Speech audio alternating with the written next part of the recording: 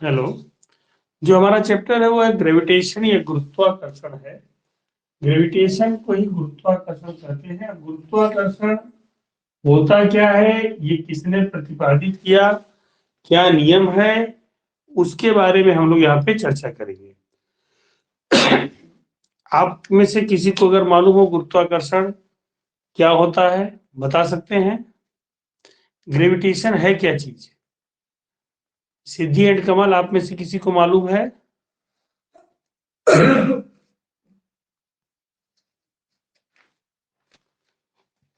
Hello.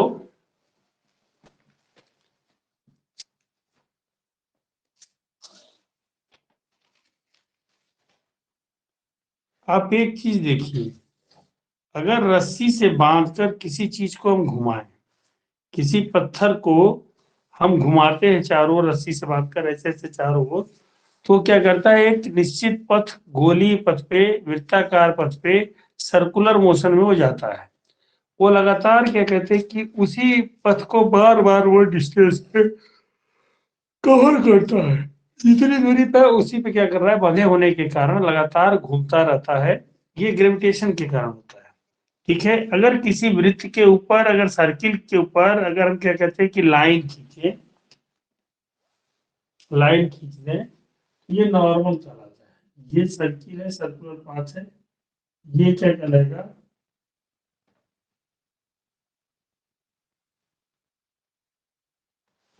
ये इसके ऊपर क्या होता है, ये टेंजेंट कहलाएगा। टेंजेंट माने 90 अंश का कोण बनाने वाली रेखा।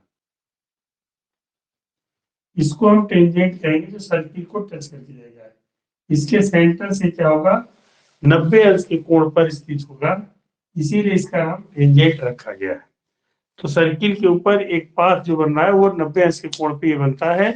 इसको हम क्या कहते हैं, टेंजेंट कहते हैं। अब देखिए, सीबीएसई में दिया है कि यूनिवर्सल लॉ ऑफ ग्रेविटेशन है क्या चीज। यूनिवर्सल लॉ ऑफ ग्रेविटेशन ये कहता है, यूनिवर्सल लॉ ऑफ ग्रेविटेशन दिया किसने था, ये न्यूटन ने दिया था। इसको हम कहते हैं यूनिवर्सल लॉ ऑफ ग्रेविटेशन। इसे हम यहाँ पे चलते हैं, यूनिवर्सल लॉ ऑफ ग्रेविटेशन, ये न्यूटन ने दिया था। क्या दिया था यूनिवर्सल लॉ ऑफ ग्रेविटेशन के अंतर्गत? उन्होंने कहा अगर दो चीजें ले ली जाए, दो पिंड ले लिए जाए, इसका द्रव्यमान कैपिटल एम है और इसका द्रव्यमान स्मॉल एम है, और इनके बीच की दूरी, डिस्टेंस जो है स्मॉल डी है। ठीक है। तो पहले का द्रव्यमान कैपिटल एम, दूसरे का द्रव्यमान स्मॉल एम, और उनके बीच की दूरी स्मॉल डी दी गई थी। और बताया कि इनके बीच लगने वाला अट्रैक्टिव और रिपल्सिव फोर्स, माने आकर्षण या प्रतिकर्षण बल, वह इनके द्रव्यमान के गुणनफल के अनुक्रमानुपाती, यानी कि मल्टीप्लिकेशन ऑफ देयर मासेज के प्रोपोर्शनल होंगे। मतलब करने का मतलब, लगने वाला बल जो यफ होगा वह क्या है, प्रोपोर्शनल होगा यम गुणे, सॉरी, यम गुणे स्मॉल एम। ये पहली बात उन्होंने बताई। और दूसरी बात बताई, यफ प्रोपोर्शनल होगा 1/d², उनके बीच के दूरी के वर्ग के व्युत्क्रमानुपाती, या क्या होगा, प्रोपोर्शनल नहीं होगा, यानी कि अनप्रोपोर्शनल होगा, वो व्युत्क्रमानुपाती होगा किसके, उनके बीच की दूरी के। इसको उन्होंने कहा कि ये हर पिंड के बीच लगता है, चाहे हम हो, चाहे तुम हो, चाहे पृथ्वी हो, चाहे चंद्रमा हो, चाहे सूर्य हो, इन सबके पीछे लगता है। न्यूटन का कहना यह था कि क्या कारण है, क्यों पृथ्वी क्या कहते हैं अपनी कक्षा में चक्कर लगाती है, क्यों नहीं बृहस्पति की कक्षा में चली जाती है, मंगल की कक्षा में चली जाती है, किसी और कक्षा में चली जाती, एक निश्चित कक्षा में ही चक्कर लगाती है। और वो भी सूर्य के चारों ओर एक निश्चित समय में दूरी तय करके चक्कर लगाती है। क्यों नहीं और किसी चीज के चक्कर लगाना वो चालू कर देती है। तो यही कारण बताया गया कि ये ग्रेविटेशनल फोर्स है जो कि उसको बांधे रहता है। जैसे तुम हो अपने माता पिता के इर्द गिर्द बंधे रहते हो, तुम उनसे निकले हुए भाग हो। क्योंकि पृथ्वी सूर्य से निकला हुआ भाग आकाशीय पिंड है, तो सूर्य के चक्कर लगाता है। बच्चा जो है अपने माँ बाप से निकला हुआ भाग है, तो वो क्या करता है, अपने माँ बाप के चारों ओर चक्कर लगाता है। कोई भी काम पड़ता है, कोई भी जिम्मेवारी पड़ती है, चाहे कोई भी चीज पड़ती है, तो वो अपने माँ बाप के चारों ओर जाकर क्या करता है, मांगने की कोशिश करता है। तो वहां पे क्या कहते हैं कि उसके बीच भी आकर्षण बल लगता है। उन्होंने प्रूव भी किया था कि प्रैक्टिकल लाइफ में भी हम गुरुत्वाकर्षण का अनुभव करते हैं। जो लोग हमारे नजदीक ज्यादा रहते हैं उनके प्रति हमारा आकर्षण बल ज्यादा होता है। हमसे जो लोग मिलते रहते हैं, जिनसे हमारा क्या कहते हैं कि संबंध बनता रहता है, रोज रोज मेल मिलाप होता है, उनसे प्रेम भी हमारा बना रहता है। लेकिन जिनसे हमारी दूरियां बढ़ती हैं, जो लोग हमसे ज्यादा दूर रहते हैं, जिनसे हम नहीं मिल पाते हैं, उनसे हमारा आकर्षण बल क्या हो जाता है, कम हो जाता है, और हम उनसे मिल नहीं पाते हैं। इसे क्या कहते हैं कि प्रतिकर्षण बल उन्होंने कहा था कि वो क्या कहते हैं कि नहीं मिलते हैं। दूसरी चीज कि अगर मान लीजिए दो मित्र हैं, अगर आपस में नजदीक आ रहे हैं, तो उनके बीच आकर्षण बल बढ़ेगा। और नजदीक रहने पर दूरी घटेगी, तो वो और ज्यादा नजदीक होंगे, और नजदीक होकर प्रेम संबंध प्रगाढ़ हो जाएंगे। लेकिन अगर उनके बीच की दूरी बढ़ा दी जाए, कहने का मतलब कि उनके बीच की दूरी को क्या करें, हम दूर कर दें, ज्यादा दूरी बढ़ा दें, तो क्या होगा, उनके बीच जो आकर्षण बल था वो धीरे धीरे कम हो जाएगा। लड़का जब तक माँ बाप के पास है, तब तक माँ बाप की क्या कहते हैं कि सेवा के लिए हमेशा तत्पर है और परेशान रहता है कि क्या करे क्या ना करे, पिताजी हमारे खुश रहे। लेकिन जैसे ही अगर पिताजी की तबीयत खराब हुई, हम घर पे रह रहे हैं, पिताजी हमारे संग रह रहे हैं बचपन से ही, तो हमें उनकी दवाई की चिंता होने लगती है। लेकिन अगर हम लखनऊ, मुंबई, दिल्ली रह रहे हैं, पढ़ाई कर रहे हैं वहां से अगर घर से खबर जाती है कि बेटा पापा की तबीयत खराब है, तो उस कंडीशन में हम क्या करते हैं, कह देते हैं अरे भाई किसी से दवाई लेके उनकी इलाज करा दो, नहीं तो किसी पड़ोसी को ले लो, उसको लेके चले जाओ, उनका इलाज करा के लेकर चले आओ। ये नियम जो है आकर्षण या प्रतिकर्षण बल का, न्यूटन ने दिया था, जो दैनिक जीवन में भी उपयोग होता है। लड़का अमेरिका चला गया तो क्या कहते हैं कि बाप के मरने में भी नहीं आ पाएगा, उसका आकर्षण बल एकदम कम हो जाएगा, क्योंकि डिस्टेंस उनके बीच की, उस पिंड और उस पिंड के बीच की दूरी काफी बढ़ गई है। तो जो ग्रह काफी नजदीक होते हैं, जैसे बुध काफी नजदीक है, तो उस पे सूर्य का जो आकर्षण बल है, वो क्या कहते हैं कि प्लूटो के आकर्षण बल या नेपच्यून के आकर्षण बल से बहुत ज्यादा होगा, क्योंकि नेपच्यून काफी दूर है, उसका आकर्षण बल कहीं घट भी सकता है। तुम बाहर रहने लगोगे तो तुम्हारा हो सकता है आकर्षण बल घट जाए, दूसरे की तरफ चला जाता है। होता नहीं, बचपन से माँ बाप बड़ी सेवा करते हैं, आपको पालते हैं, आपका आकर्षण बल उस पिंड के संग लगा रहता है। लेकिन जैसे ही शादी होती है, दूसरी पत्नी, आपकी पत्नी एक आ जाती है, जो लेके आपको बाहर रहने लगती है, और उसके बाद क्या करती है, वो आपका माँ बाप के प्रति आकर्षण बल धीरे धीरे घटा देती है। और घटने के बाद आप सीधे सीधे पत्नी के आकर्षण बल में बन जाते हैं। और समझ में आ रहा है या नहीं आ रहा है, ये बताइए हमको। यूनिवर्सल लॉ बता रहे हैं, एकदम यूनिवर्सल लॉ इसको इसीलिए कहा जाता है कि हर चीज पे, हर पिंड पे ये फिट बैठता है। हमारी बात समझ में आ रही है आपको? तो वहां पे आप क्या कर रहे हैं कि वो अपने जो आकर्षण बल आपका जो पुराना वाला था, उसको छोड़कर दूसरे आकर्षण बल में चले गए, और वहां पे अपने परिवार को त्याग दे दिया। तो ये आकर्षण बल दूरी बढ़ने पे घटता है, और दूरियां कम होने पे पिंडों के बीच लगने वाला आकर्षण बल एक समान बढ़ता चला जाता है। और इसको इन्होंने बल का परिभाषा दिया, कैपिटल जी यम, यम बटा में डी स्क्वायर, कहीं कहीं आर स्क्वायर भी लिखता है, डी स्क्वायर लिखा गया, डी जहां डिस्टेंस है, कैपिटल एम जो है पहले का पिंड का भार है, जो द्रव्यमान है, और दूसरा एम जो है दूसरे पिंड का द्रव्यमान है। कैपिटल जी को सार्वत्रिक गुरुत्वाकर्षण नियतांक हम कहते हैं। ठीक है, इसको हम क्या कहते हैं, प्रोपोर्शनलिटी नियतांक या यूनिवर्सल ग्रेविटेशन कांस्टेंट कहेंगे। सार्वत्रिक गुरुत्वाकर्षण नियतांक का नाम भी यूनिवर्सल ग्रेविटेशनल कांस्टेंट कहा जाता है। अब न्यूटन के बारे में जान जाइए। इसमें आपकी पुस्तक में जो सीबीएसई की दिया है, न्यूटन के बारे में थोड़ी थ्योरी दी गई है। 65 में जब ये काम कर रहे थे, कैम्ब्रिज यूनिवर्सिटी में पढ़ रहे थे, तो वहां पे प्लेग फैला। प्लेग के कारण, जैसे इस समय कोविड फैला हुआ है, कोविड के कारण सारे स्कूल कॉलेज बंद किए जा रहे हैं, इसी तरह जब प्लेग फैला तो इनके भी कॉलेज स्कूल सब क्या किए गए, बंद कर दिए गए, और वहां से ये निकल के चले आए घर पे। यहाँ पे इनको पढ़ने के लिए बहुत मौका मिला। इन्होंने यहाँ पे क्या कहते हैं अध्ययन किया। अध्ययन करके एक मैथमेटिक की शाखा है कैलकुलस, कैलकुलस का इन्होंने आविष्कार किया, जहां इन्होंने गैलीलियो गैलीली के सारे एक्सपेरिमेंट्स कर डाले, और करके इस समय इन्होंने ही क्या करते हैं, सेब के गिरने की घटना भी इन्होंने इसी प्लेग वाले समय में ही बगीचे में देखी थी कि क्यों नीचे गिरता है और क्यों ऊपर नहीं जाता है। तो वहीं से इन्होंने यूनिवर्सल लॉ ऑफ ग्रेविटेशन का इन्होंने खोज कर डाली, और वहां से खोज करके इन्होंने बनाना चालू कर दिया।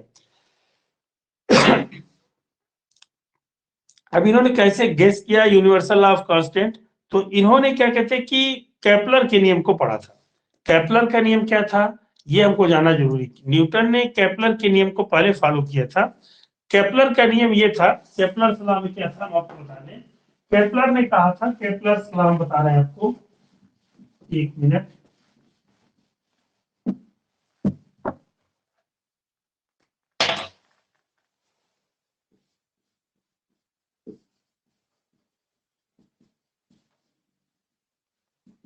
केपलर का नियम, केपलर का नियम क्या था, केपलर ने जो नियम दिया था वो ये दिया था कि उसने कहा था कि इलिप्टिकल ऑर्बिट है, जो ग्रहों के घूमने की ऑर्बिट है वो इलिप्टिकल है, अंडाकार है। और ग्रह कहाँ है, ग्रह की पोजीशन उसने बताई कि ये फोकस पे क्या कहते हैं कि सूर्य स्थित है। सूर्य कहाँ पे है, फोकस इलिप्स के, इलिप्स वाले दीर्घवृत्त के फोकस पर ये स्थित है। यह मान लीजिए सूर्य है, सूर्य क्या कर रहा है, पोजीशन इसकी दी गई है, पोजीशन दी गई है कि ग्रह क्या था, पहले यहाँ ए पे था, फिर ए से बी पे आया, और बी से वो क्या किया, सी पे गया, और सी से क्या किया, डी पे गया। तो केपलर ने ये नियम दिया कि, पहला नियम दिया कि केपलर का पहला नियम ये था, the orbit of a planet is an ellipse with the sun at the one of the focus as shown in given figure. कह रहा है कि ओ पे फोकस से दिखाया गया है जो ग्रह की कक्षा है, जिसमें ग्रह घूम रहा है, इस तरह से चक्कर लगा रहा है, वह क्या है, वह इलिप्स के आकार का है, एलिप्टिकल पाथ है। जो पाथ दिया गया था वो कैसा दिया गया था, इलिप्टिकल पाथ दिया गया था, कि वो इलिप्स के आकार का, इलिप्स के आकार का पाथ है, जहां पे सूर्य के चारों ओर क्या कर रहा है, वो चक्कर लगा रहा है। फिर सूर्य कहाँ पे स्थित है, उसके फोकस पे स्थित है। जो इलिप्स का जो फोकस है वहां पर क्या है, सूर्य स्थित है, यहाँ पे फोकस है। इस फोकस पे क्या है, सूर्य को स्थिर उसने केपलर ने माना था। उनका कहना यह था कि बाद में कहा गया वृत्ताकार पथ पर गति करते हैं, उनका नहीं, जो गति होती है पृथ्वी की चाहे किसी भी ग्रह की, ये ग्रह है गति कर रहा है, बी पोजीशन पे है, ए पोजीशन पे है, ठीक है, और ये डी पोजीशन पे है, ये गति कर रहा है। तो इसकी गति किसके कारण हो रही है, इलिप्टिकल पथ पे हो रही है, अंडाकार पथ या दीर्घवृत्ताकार का। अंडा देखे होंगे आप लोग, अंडा दीर्घवृत्त के आकार का होता है, उसके फोकस पर सूर्य स्थित उन्होंने बताया। फिर the line joining the planet and the sun sweep equal areas in equal time intervals. उन्होंने कहा जो प्लेनेट और सन को मिलाने वाली रेखा है, जैसे ओए और ओबी, ये क्या है, equal area, equal time interval में कवर कर रही है। कहने का मतलब अगर ये 5 दिन का है, हम बता दे रहे हैं, और ये भी 5 दिन का है, तो ये वाली एरिया इस वाली एरिया के बराबर होगी। Area O C B equal to area, area B O A, ये क्या हो जाएगा, area O C B is equal to area O A B. ये क्या कहते हैं कि इक्वल एरिया कवर कर रहा है। उन्होंने कहा कि केपलर का जो दूसरा नियम था उसमें यह कहा गया था कि जो लाइन सूरज और प्लेनेट को मिलाने वाली है, ध्यान से सुन लीजिए, सन और प्लेनेट, यहाँ प्लेनेट है, इसको हम मान ले रहे हैं, यहाँ पे ए पे अर्थ ही है, पृथ्वी ही हमारी है, EARTH, अर्थ है, पृथ्वी है। तो सूरज और पृथ्वी को मिलाने वाली रेखा इक्वल समय में, मतलब इक्वल समय का मतलब समान समय में, इक्वल टाइम इंटरवल्स का मतलब यहाँ से ए से बी तक जाने में अगर 5 दिन लगा है और बी से सी तक जाने में भी अगर 5 दिन ही लगा है, तो इसके द्वारा इन दोनों लाइन ज्वाइनिंग जो करने वाली एरिया होगी, इसके बीच में जो क्षेत्रफल है वह बराबर होगा, समान समय अंतराल में जो है समान क्षेत्रफल तय करेंगे। ये उनका दूसरा कथन था। किसका किसका कथन बता रहा हूं, सो गए लोग? केपलर केपलर का दूसरा कथन था। फिर उन्होंने तीसरी बात कही थी, the cube of the mean distance of a planet from sun is proportional to its square of orbit period T. कह रहा है कि ऑर्बिटल पीरियड टी, वो कह रहा है कि जो क्यूब जो है mean distance of a planet from the sun, mean distance from the planet from the sun, mean distance क्या होगी इस प्लेनेट की? देखिए यहाँ पे ज्यादा दूरी हो जा रही है, यहाँ पे कुछ कम हो जा रही है प्लेनेट की, यहाँ पे और कम, यहाँ पे और कम, यहाँ पे कम हो रही है। तो जो मीन डिस्टेंस है, मीन डिस्टेंस माने जो सामान्य दूरियां उसकी चारों ओर नापी गई हैं, उन सबका हम मीन ले लें। अगर 10 दूरियां ले रखे हैं तो प्लेनेट की 10 दूरियों का मीन ले लें, तो वो मीन डिस्टेंस कहलाएगी। ध्यान से समझिए, the cube of the mean distance, cube of mean distance का मतलब हुआ कि जो मीन डिस्टेंस लेंगे, क्योंकि एलिप्टिकल ऑर्बिट में जो डिस्टेंस आ रही है सन से प्लेनेट की, वह भिन्न भिन्न आ रही है, एक समान नहीं आ रही है। अलग अलग दूरियां आने के कारण इसका मीन डिफरेंस लेंगे। मीन डिफरेंस लेने का मतलब हुआ हम उसका मीन निकालेंगे, सभी दूरियों को जोड़कर कुल दूरियों की जो जितनी संख्या लिए रहेंगे उससे हम भाग देंगे, भाग देकर मीन निकाल लेंगे। वो बताया उन्होंने, वह जो था, जो मीन डिस्टेंस थी वह किसकी थी, उसका क्यूब किया जाए और टाइम इंटरवल, फिर उन्होंने कहा स्क्वायर किया जाए टाइम इंटरवल का, तो वह प्रोपोर्शनल होता है, यानी कि R cube proportional T square. ये इन्होंने तीसरी बात बताई, R cube proportional time interval T square के प्रोपोर्शनल होगा, यानी कि R cube is equal to constant, कोई कांस्टेंट होगा के और टी स्क्वायर के बराबर होगा, यानी कि आर क्यूब बटा में टी स्क्वायर बराबर हो जाएगा के, कांस्टेंट के बराबर होगा। के फॉर कांस्टेंट, के फॉर कांस्टेंट, कांस्टेंट कांस्टेंट क्यों लिया गया? ये प्रोपोर्शनल का नियतांक है, प्रोपोर्शनल का नियतांक है। ये प्रोपोर्शनल के नियतांक को ही हम कांस्टेंट कहते हैं। ये प्रोपोर्शनल, कोई भी चीज अगर प्रोपोर्शनल होती है, समानुपाती नियतांक जो कहलाएगा वही कांस्टेंट होगा। ये इनका केपलर का नियम था। केपलर ने 3 बातें बताई थी। कहा था कि हर एक ग्रह जो है सूर्य के चारों ओर इलिप्टिकल कक्षा में चक्कर लगाता है। पहली बात एकदम याद करिए, केपलर सलाह अगर लिखने के लिए आ जाए तो आप तुरंत बता सकते हैं। फर्स्ट नियम उसका ये था कि प्रत्येक जो पिंड है वह क्या करेगा, इलिप्टिकल ऑर्बिट में क्या करेगा, planet is an elliptical with sun at once of his focus. सूरज जो है उसके फोकस पे स्थित होगा। किसके फोकस पर? इलिप्स के फोकस पर स्थित होगा। एलिप्स के फोकस पे सूरज स्थित है और उसके चारों ओर क्या कर रहा है, ग्रह चक्कर लगा रहा है। फिर उसने बताया कि निश्चित टाइम इंटरवल में, सेम टाइम इंटरवल में, एक समान टाइम इंटरवल में एक समान दूरी वो तय करेगा। मतलब अगर क्या कहते हैं कि 5 दिन का समय लिया जाए, 10 दिन का समय लिया जाए, 1 महीने का समय लिया जाए, तो जो एरिया इसकी होगी ए से बी तक जाने में, अगर मान लीजिए 5 दिन का समय लगा है, तो वही एरिया बी से सी तक जाने में जो आएगा, ये जो कवर करेगा डिस्टेंस, ये समान एरिया वो तय करेगा। तीसरी बात उन्होंने बताई कि उसके जो सूर्य से दूरी का मीन होगा, मीन का मतलब इलिप्स में सूर्य से दूरी रेडियस के रूप में हम नहीं ले सकते हैं, सर्कुलर में तो रेडियस मान लेते हैं, और क्या कहते हैं कि हमारा स्फीयर में भी रेडियस मान लेते हैं, लेकिन यहाँ पे क्या है, उसमें रेडियस निकल जाएगी क्योंकि सब दूरी बराबर होगी। यहाँ पे एलिप्टिकल ऑर्बिट उसने बताई थी, तो इलेक्ट्रिकल ऑर्बिट में उसकी रेडियस नहीं निकलेगी। उसने कहा फोकस से जो प्लेनेट की दूरी होगी उसका हम मीन लेंगे। पहले मीन लेने का मतलब हुआ उसका माध्य निकालेंगे। अगर हमने 10 दूरियां ली तो 10 से डिवाइड करेंगे और 10 से डिवाइड करके मीन निकालेंगे, उसको आर लिखेंगे, उसका हम क्यूब करें, उस मीन का क्यूब करें, तो वह प्रोपोर्शनल है उसके टाइम स्क्वायर के प्रोपोर्शनल है।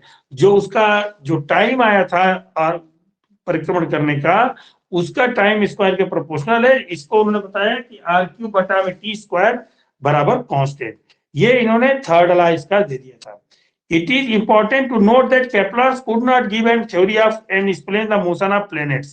ये सबसे बड़ा जरूरी चीज है कि केपलर ने कहीं भी हमको थ्योरी नहीं दी थी मोशन की, एक्सप्लेन नहीं कर पाया था प्लेनेट की मोशन को, उसने कहीं भी एक्सप्लेन नहीं किया था। It was Newton's who showed that the cause of the planetary motion in is the gravitational force. वह न्यूटन था जिसने कि यह सिद्ध किया कि जो भी कारण है ग्रेविटेशनल फोर्स के कारण ही क्या होता है, वह चारों ओर चक्कर लगाता है। केपलर ने इसको नहीं सिद्ध कर पाया था, केपलर इसको सिद्ध नहीं कर पाया था। ठीक है, अब देखिए क्या था उसका, था F बराबर v square by R. F अगर अगर कह रहा है कि a simple argument goes like this, we can assume that the planetary orbits are circular। उसने कहा कि एक सर्कुलर ऑर्बिट ले लिया जाए। Suppose the arbitrary velocity of v, जो सर्कुलर पे वेलोसिटी कर रहा है, न्यूटन ने जो बताया वो कहा कि अगर हम सर्कुलर ऑर्बिट ले रहे हैं, ये केपलर वाला हम ना, उन्होंने कहा कि मैं क्या करूं, एक सर्कुलर ऑर्बिट ले लूं। सर्कुलर ऑर्बिट लेने का मतलब हुआ कि ये क्या है, ये सर्किल क्या है, और यहाँ पे सूरज स्थित है, ये सन है, ये प्लेनेट है, ठीक। और इनके बीच की दूरी क्या मान लिया उसने, आर है। ये सर्कुलर ऑर्बिट है तो हमारा रेडियस ही निकल आएगा, यहाँ पे रेडियस निकल आएगा, रेडियस ये आर है, आर मान लिया। और ये जो है v वेग से गति कर रहा है, v वेग से गति कर रहा है। उन्होंने कहा कि v and the radius of the orbit is r, then the force acting on an orbital planet is given by, तब इस पे ऑर्बिटल प्लेनेट पे फोर्स जो कार्य करेगा वो यह बराबर हो जाएगा v square by R. v square by R जो है वह हो जाएगा। अगर कैपिटल टी से टाइम पीरियड को डिनोट करें तो क्या होगा, if time period is capital T, capital T को हम क्या मान लें, टाइम पीरियड है। मतलब कि पूरा चक्कर लगाने में यहां से ए से अगर चलना प्रारंभ करता है और घूम के वापस आकर ये फिर ए पर आता है, तो इसमें लगने वाला समय टाइम पीरियड कैपिटल टी है। तो कैपिटल टी अगर टाइम पीरियड है तो कह रहा था कि तब क्या होगा, तब भी बराबर क्या हो जाएगा, तब भी बराबर हो जाएगा। अब इसमें टाइम पीरियड दे रखा है तो वेग बराबर क्या होता है, वेग बराबर होता है दूरी बटा में समय। v बराबर क्या होगा, distance upon time, distance upon time. Distance क्या दूरी तय करेगा, क्योंकि सर्कुलर मोशन में गति कर रहा है तो circumference of circle upon time, ये हो जाएगा circumference of circle upon time. Circumference ये वृत्त की परिधि के बराबर चलेगा, और सरकमफ्रेंस क्या होगी, 2 pi R by T, 2 pi R by T. ये क्या हो जाएगा, ये आ जाएगा आपका भी का मान आ जाएगा। ये किसका मान आया है, भी का मान आ गया, ठीक है। और तीसरी बात थी कि भी स्क्वायर बराबर है आर स्क्वायर बटा में आर क्यूब बटा में टी स्क्वायर, यही ना था। भी स्क्वायर बराबर क्या हो जाएगा, अगर हम भी का वर्ग करें तो क्या हो जाएगा, आर स्क्वायर बटा में टी स्क्वायर। इसको हम लिख सकते हैं G square proportional to R square बटा में टी स्क्वायर। क्यों आर स्क्वायर बटा में टी स्क्वायर लिख सकते हैं, वी स्क्वायर को इसलिए लिखा जा सकता है क्योंकि 2 पाई जो है कांस्टेंट है, और ये कांस्टेंट को हम क्या मान लेंगे, समानुपाती नियतांक मान लेंगे। 2 पाई को, कांस्टेंट को हम क्या मान लेंगे, समानुपाती नियतांक मान लेंगे 2 पाई को। तो V square proportional to R square बटा में टी स्क्वायर हमारा आंसर आ जाएगा। बात समझ में आ रही कि नहीं आ रही है, ये हमारा अगला पोजीशन हो जाएगा। और इससे हमारा क्या कहते हैं कि ये समीकरण नंबर 1 आ गया, ठीक। दूसरी बात हमने पढ़ा था केपलर्स के नियम में कि कांस्टेंट का मान क्या होता है, कांस्टेंट का मान हमने पढ़ा था आर क्यूब बटा में टी स्क्वायर, ठीक है। तो इसको हम क्या लिख सकते हैं, इसको हम लिख सकते हैं और भी चीज में कि v स्क्वायर बराबर जो है उन्होंने जो नियतांक निकाला था 1/r v square proportional 1/r से हमने गुणा किया और यहाँ पे r गुणे r स्क्वायर बटा में t स्क्वायर कर दिया। यहाँ देखिए 1/r से गुणा किया और इसको हमने क्या किया r स्क्वायर, यहाँ पे देखिए 1/r r से गुणा कर दिए तो कोई मान में परिवर्तन नहीं हुआ, r से r कटेगा, r स्क्वायर बटा में t स्क्वायर फिर आ जाएगा हमारा, तो ये बराबर हो जाएगा v square proportional to, this implies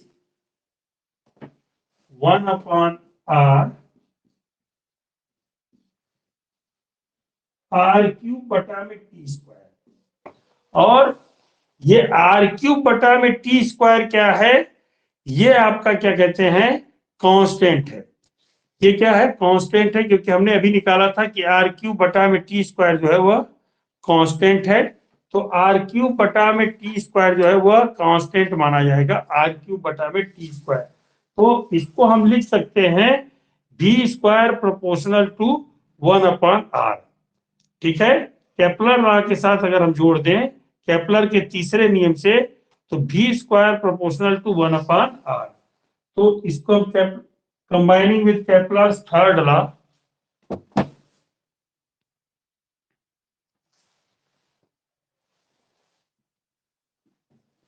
ठीक है, लिखेंगे combining with Kepler's third law. तीसरे लॉ से अगर हम जोड़ते हैं तो तीसरे लॉ से जोड़ने पर ये क्या आ जाएगा, ये हो जाएगा v square proportional to 1/r,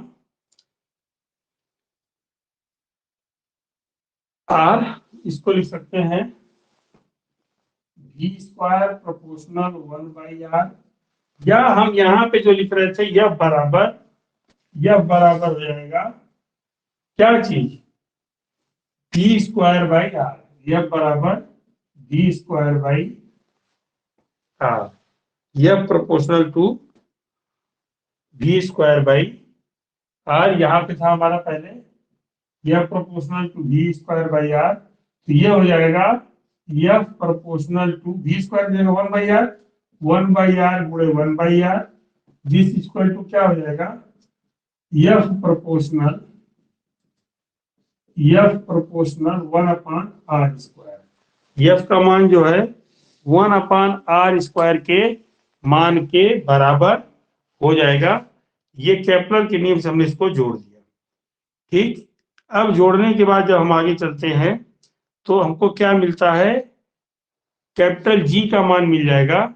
capital G का मान, इसको हम लिख सकते हैं एफ को ये जो हमारा निकला है केपलर के दूसरे नियम से निकल गया और हमने इसको निकालकर बता दिया आपको। ठीक है, अब हम कैपिटल जी का मान आता कितना है, ये हमने न्यूटन के नियम को बताया जो कि केपलर के नियम के साथ जोड़ा गया था, उसने सर्कुलर ऑर्बिट मान के जोड़ा था। कैपिटल जी का मान क्या आता है, कैपिटल जी का जो मान आता है वो आता है 6 पॉइंट,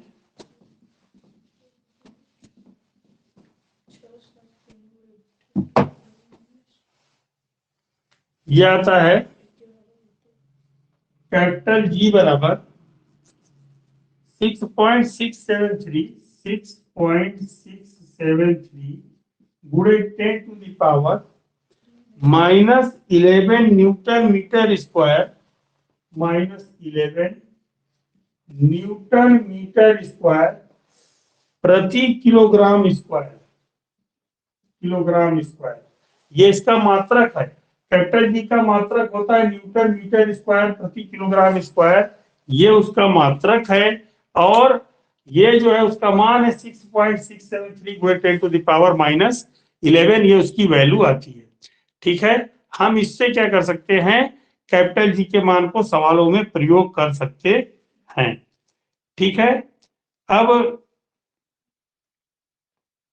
बात करते हैं सवाल जो होंगे इसके न्यूमेरिकल के वो हम लोग लगा लेंगे।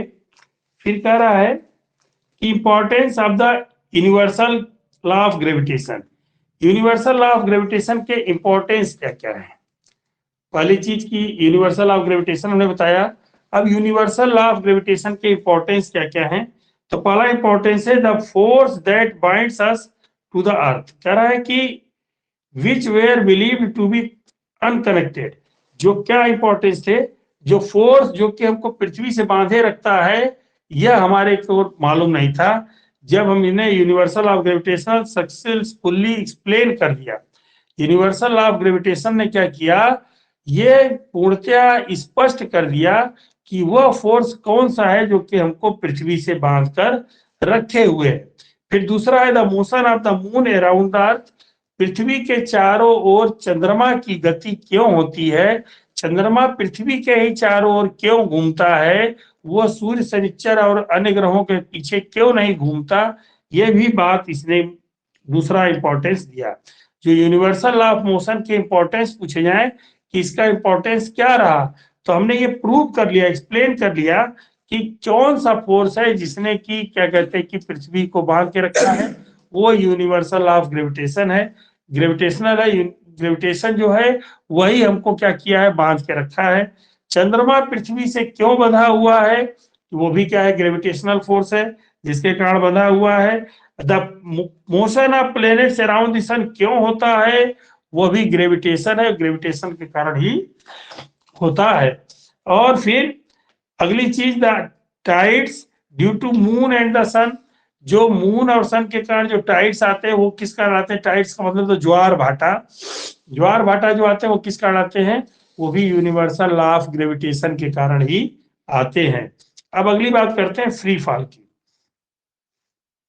फ्री फॉल होता क्या है, फ्री फॉल माने मुक्त पतन, हिंदी में उसको कहते हैं मुक्त पतन या फ्री फॉल।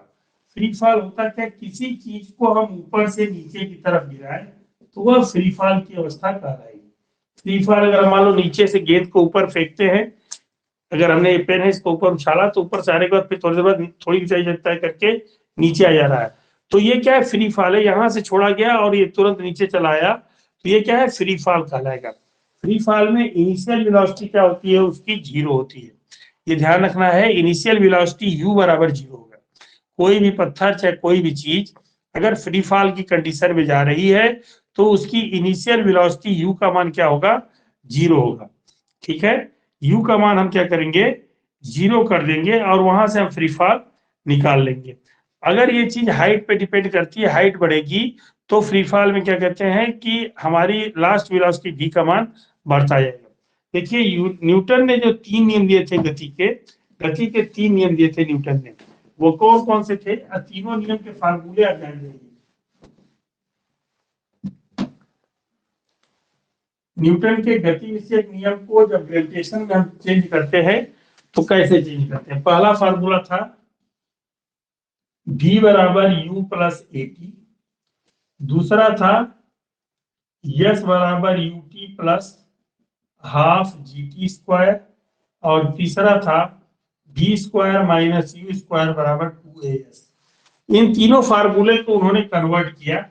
जब यही तीनों फार्मूले गति के गुरुत्वाकर्षण के अंतर्गत कार्य करते हैं, पृथ्वी के गुरुत्वाकर्षण के लिए, ये थ्रोइंग अपवर्ड्स है, थ्रोइंग अपवर्ड, अपवर्ड माने ऊपर की तरफ कोई चीज फेंकी जाए, ये है थ्रोइंग डाउनवर्ड। थ्रोइंग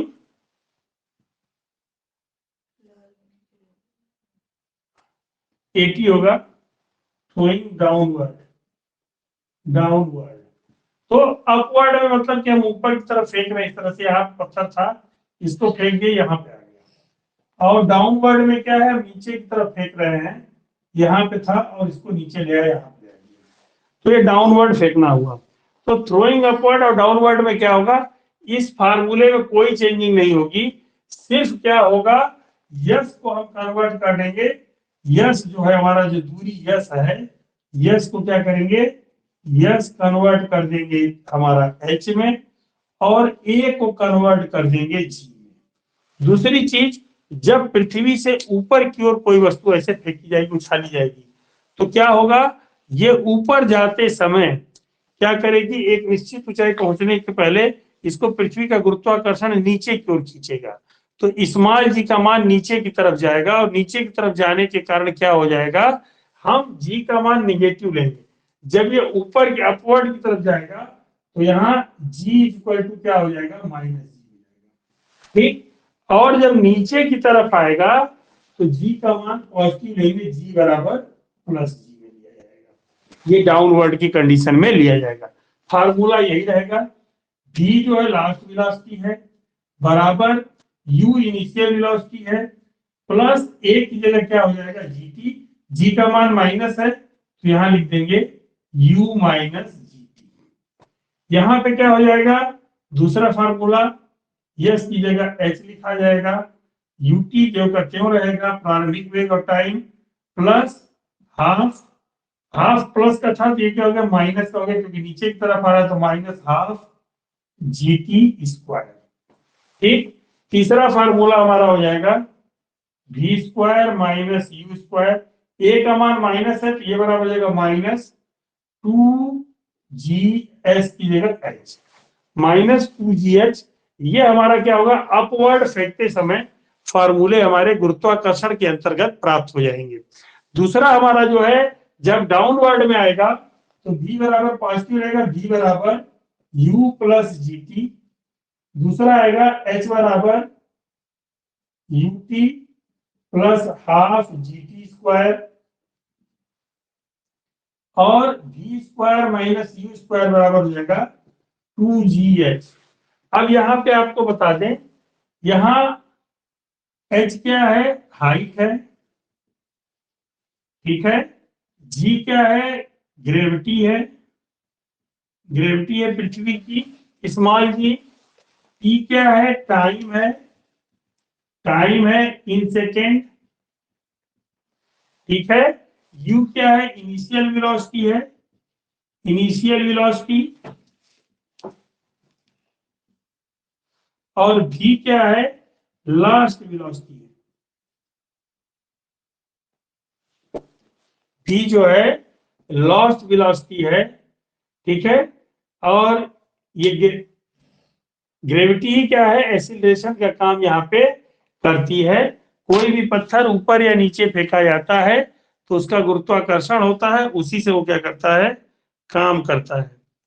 ठीक है, hello.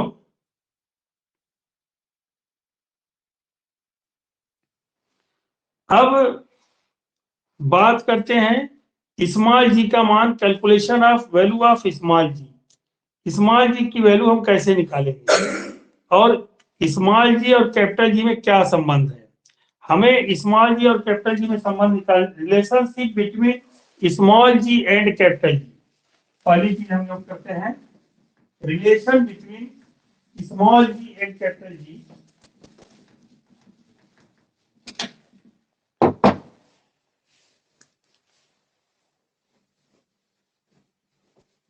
Relation between small G and capital G. गुरुत्वीय त्वरण असार्वत्रिक गुरुत्वाकर्षण नियतांक में क्या संबंध है, इसके बारे में हम लोग यहाँ पे अब बात करेंगे। अब कैसे बात किया जाएगा इसके लिए, अब देखिए गुरुत्वीय त्वरण क्या होता है। गुरुत्वीय त्वरण के लिए हमने पढ़ा है कि F बराबर होता है mg। हमने न्यूटन के दूसरे नियम में पढ़ा था, F जो होता है mg के मान के बराबर होता है। फिर दूसरी चीज हमने पढ़ा है कि हमने पढ़ा था सेकेंड लॉ में, लॉ ऑफ मोशन फोर्स में, कि product of mass and acceleration जो होता है वह बल के बराबर होता है, बल बराबर F बराबर m में। तो गुरुत्वीय त्वरण के लिए हमने a मान लिया, a को हटा के g में कन्वर्ट किया तो ये mg हो गया न्यूटन सेकेंड लॉ में। और हमारा क्या चीज होता है, दूसरा लॉ हमने पढ़ा सार्वत्रिक गुरुत्वाकर्षण नियतांक में F बराबर g m बटा में r स्क्वायर, ये हमने पढ़ा है। ये डी स्क्वायर पढ़ा है, आर स्क्वायर पृथ्वी की त्रिज्या हो जाएगी, डिस्टेंस का स्क्वायर हमने पढ़ा है। ये इक्वेशन 1 और 2 को अगर हम एफ को बराबर मान ले, by equation 1 and 2 by equation 1 and 2, 1 और 2 को ले ले तो क्या हो जाएगा, mg बराबर M M capital G M M बटा में डी स्क्वायर, स्मॉल एम से स्मॉल एम कट गया, जी बराबर हो जाएगा capital G M upon D square. ये जी की वैल्यू आ गई। अब जी की वैल्यू आने के बाद हम क्या करेंगे, अब हमको जो निकालना है वो निकालना है कि स्मॉल जी की वैल्यू क्या होगी। तो ये रिलेशन हो गया कैपिटल जी और स्मॉल जी में, पूछ देता है कैपिटल जी और स्मॉल जी में रिलेशन निकालिए। तो कैपिटल जी और स्मॉल जी में रिलेशन ये है कि बाय न्यूटन सेकेंड लॉ यह बराबर यम में, और यहाँ पे ए को कन्वर्ट करना है under gravitational force, M is converted to G, तो एम को जी में कन्वर्ट कर देंगे, यह बराबर हो जाएगा एम जी, यह बराबर हो जाएगा।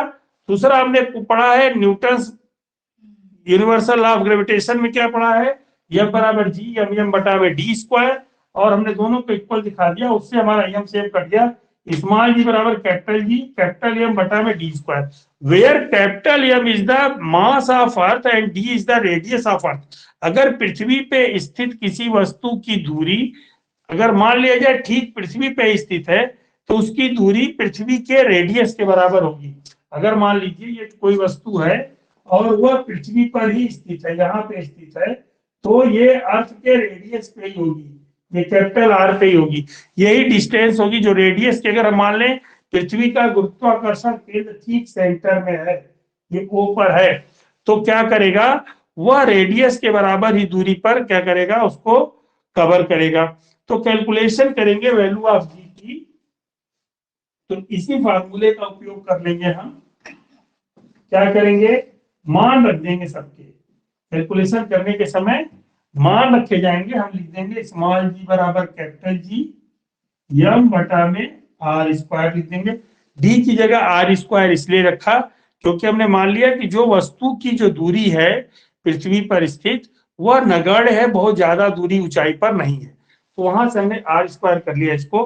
अब हमारा कैपिटल जी का मान मालूम है, कैपिटल जी का मान मालूम है 6.7 गुणे 10 टू द पावर -11 गुणे 10 टू द पावर -11, ये आपको दिख रहा होगा 6.7 गुणे 10 टू द पावर -11। दूसरी चीज है हमारा कैपिटल एम पृथ्वी का द्रव्यमान, 6 गुणे 10 टू द पावर 24, पृथ्वी का द्रव्यमान होता है 6 गुणे 10 टू द पावर 24 किलोग्राम, ये किलोग्राम में होता है, बटा में हम स्मॉल जी का मान निकालना है नीचे।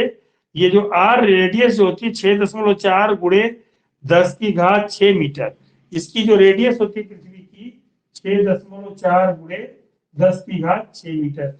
अगर इसको कटा पिटा देंगे तो यह हो जाएगा 9.8 मीटर पर सेकेंड स्क्वायर। ये गुरुत्वीय त्वरण का मान आ जाएगा, जो स्मॉल जी और कैपिटल जी के संबंध से ही हमको पता चला है।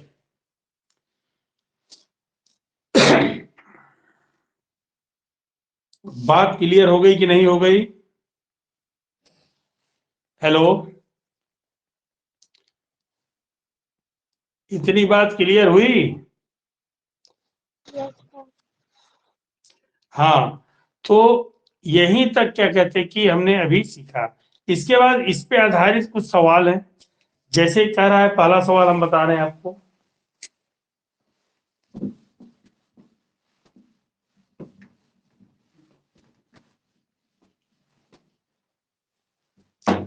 सवाल कह रहा है a car falls off a ledge and drops to the ground at 0.5 second. एक कोने से कार गिरती है और वह 0.5 सेकेंड में जमीन पर आ जाती है। तो यहाँ पे ई बराबर दिया है 0.5 सेकेंड, ठीक है।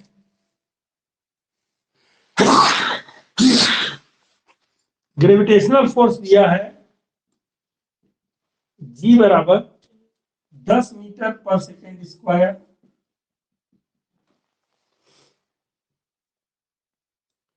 ठीक। कर रहा है कि what is speeds on striking the ground. तो इनिशियल वेलोसिटी इसकी क्या हो जाएगी, इनिशियल वेलोसिटी हो जाएगी, इनिशियल वेलोसिटी फ्री फॉल है, इनिशियल वेलोसिटी फ्री फॉल की अवस्था में इसकी हो जाएगी 0 मीटर पर सेकेंड, ये इनिशियल वेलोसिटी होगी। फिर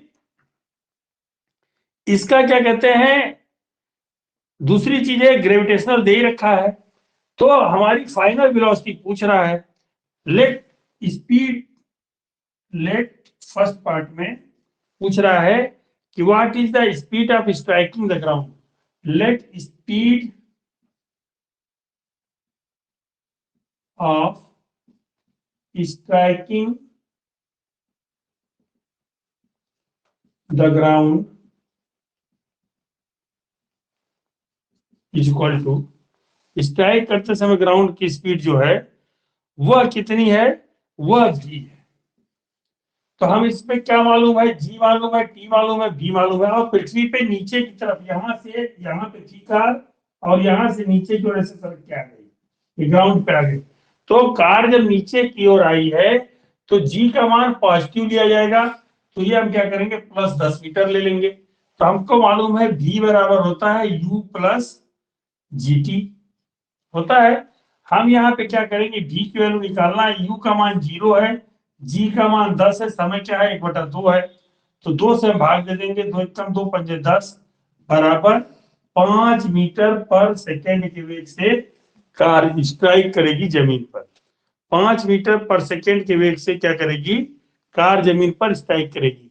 what is average speed during the 0.5 second, average speed निकालेंगे तो initial speed plus final speed by 2, तो एवरेज स्पीड जो हो जाएगी दूसरा पार्ट में,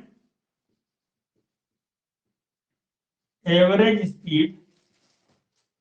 स्पीड जो होगी u प्लस v बाई 2, ये हो जाएगा 0 प्लस 5/2 बराबर 2.5 मीटर पर सेकेंड, ये एवरेज स्पीड आ गई।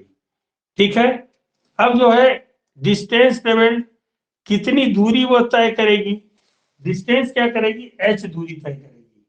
तीसरे पार्ट में हमने माना डिस्टेंस h कवर कर रही है, h बराबर ut plus half gt square, तो ये हो जाएगा u का मान 0 है प्लस हाफ माने 1/2, g का मान 10, t का मान 1/2 गुणे 1/2, 2 एकम 2 पंजे 10 भाग देंगे तो हो जाएगा 5/4 मीटर, ये बराबर हो जाएगा 5/4 मीटर। ठीक है, 5/4 मीटर आया, इसको लिख सकते हैं क्या चीज, 4 एकम 4, 1.4, 1.25 मीटर, 1.25 मीटर की दूरी कार तय करेगी। हम इस तरह से क्या करेंगे, सवालों को लगाएंगे, लगाने का आप अभ्यास करिएगा। ठीक है, और जो सवाल नहीं समझ में आएगा वो पूछिएगा। धन्यवाद।